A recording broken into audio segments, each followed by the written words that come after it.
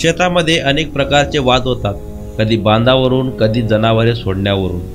अशीच एक घटना सोलापुरातील मोहोळ तालुक्यात घडली आहे। त्यातील सविस्तर माहिती अशी की संदीप तानाजी मिसाळ वय वर्षे 35 व त्याची पत्नी या दोघांस दिनांक 26/12/2023 रोजी मारहाण झाल्याची घटना घडली आहे। हे दोघे दिनांक 26/12/2023 रोजी सायंकाळी 4 वाजेच्या सुमारास स्वतःच्या शेतामध्ये आले होते। तेथे आले असता नवनाथ सोपान अवताडे हा शेतामध्ये शेळ्या घेऊन आला होता।